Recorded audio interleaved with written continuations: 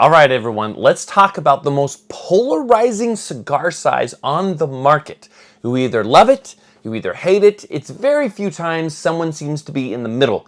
I am, of course, talking about Lanceros, that long, thin cigar that seems to either get people really excited or don't want anything to do with it. Let's jump into it. You are watching Oakland Tobacconist.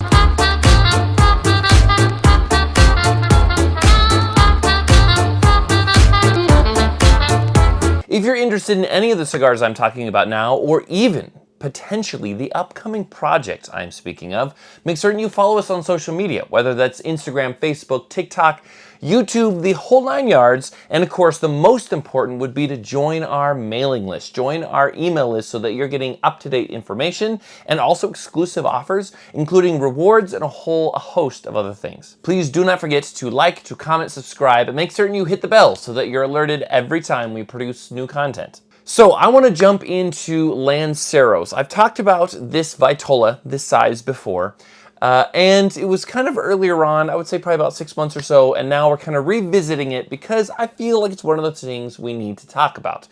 Now, when you go to a cigar shop, you'll always hear people say, this is why this way is better, or the best thing to do is this. And what really boils down to is personal preference. There's not necessarily a wrong answer if someone says, I prefer a Robusto instead of a Toro. I prefer a Gordo.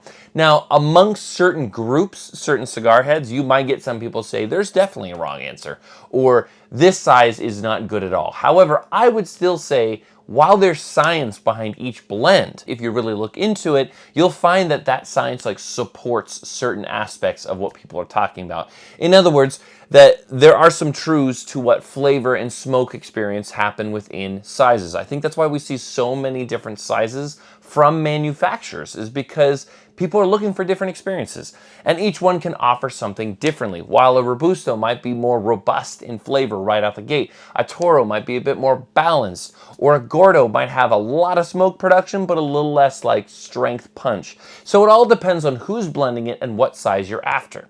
Now, I know for me personally, there's a lot of sizes that I really enjoy, Toro being one of the most. I do enjoy a good Robusto. I really like a good Lonsdale, but usually the sweet spot is a Robusto Extra for me, somewhere in that 5.5 by 54 box press range. Now, that is also with the preference of saying everyone's palate is different and everyone's palate is going to change.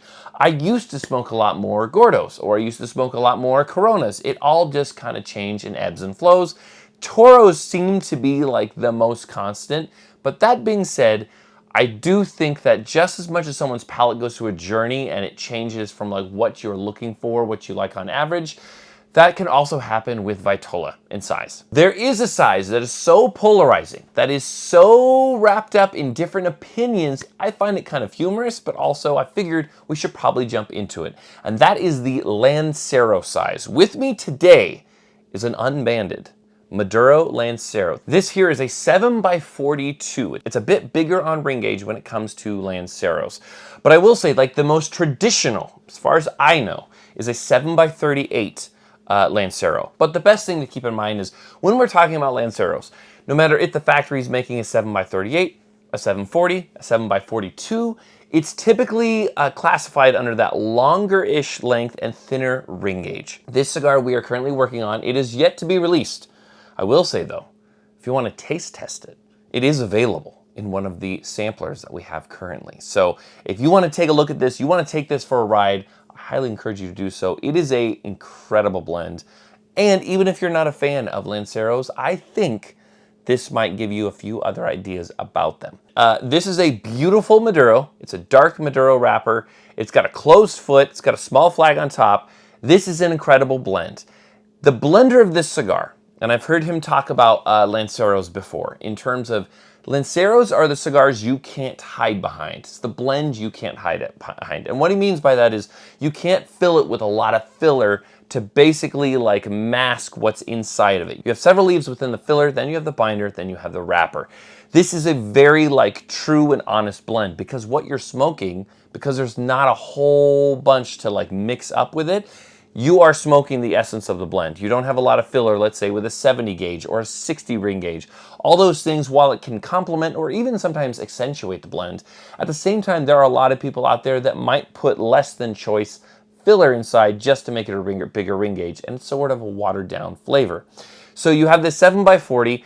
When I first got introduced to Lanceros, I thought because of the small ring gauge that it would be like one of those things, oh, this will be over in 45 minutes. Not at all. It still has the length, it still has that burn if you're using quality aged tobacco, that it will at least last longer than like half an hour cigar. And in many times it's lasted as long as a Toro or more than a Robusto, but you have that richness of flavor. Why do people chase this size? Well, certain cigar nerds are all about it because of that wrapper to filler ratio. That smaller ring gauge means that you have more of the wrapper leaf wrapped around that side, and it's more of a bigger ratio to the filler leaf inside. You get some of that richness. So this being a Maduro wrapper, the sweetness, the light pepper spice, while a lot of that is also inside the filler as well, you get some really pleasant sweetness that I just don't think you're going to experience on, let's say, a 60 gauge. It is a supercharged flavor in comparison to other Vitolas that you might encounter. That's why I kind of like Lonsdale. If I don't want something as super thin as a Lancero, Lonsdale is really good because it's in that 46 ring gauge. It's not too much higher than this, but also long smoking time. So you have that wrapper to filler ratio. It has also got really deep roots in cigar history. The size Lancero comes from Cuba, and the concept of smoking these Corona sizes, Lonsdale, Lancero, these smaller thin ring gauge cigars, it's wrapped up in some of the origins of what you would smoke originally. And so it gives a nod to craftsmanship, it gives a nod to tradition, but perhaps my favorite part, it gives a huge nod to flavor. The Lanceros that I've enjoyed, while sometimes you have construction issues, draw issues, the ones that really perform, their flavor is unmatched when it comes to what you can get from there. Now, that doesn't mean that Lancero is my favorite size, because flavor is not the only thing when it comes to cigar. It also is mouthfeel, it also is construction, it's also appearance. There's a lot of different things going on. While flavor probably is the most important to me, there's other sensations happening. But I will say is this Lancero is incredible and a great example of what a Lancero can do. Lighting the cigar up, you have that sense of history, that sense of relevance, and also that flavor on all your senses. So before you snub another Lancero, if you have tried a few and said, hey, it's not really my thing, maybe try a few others, because how many cigars out there, maybe if it's Honduras or Dominican or even Nicaraguan, that you had one or two cigars that just didn't hit your palate? Immediately our minds might say, we don't like Dominican cigars, or we don't like Nicaraguan cigars. But there's a whole host of different versions, different types out there that you might be missing out on. And I would say the same is true of something like a Lancero. If you're so curious about this Maduro Lancero, check it out. It will be a project later on, but if you want a sneak peek first to try, check out our sampler pack. Also, please drop down in the comments, what is your opinion? To Lancero or to not Lancero? Do you see why they have such relevance, or is it all just hype? I would like to know your opinion. State it down in the comments. As always, thank you for watching. Check out this new unreleased Lancero as of yet. Follow us on social media, join the email list, and we will see you next time on Oak Glen Tobacconist.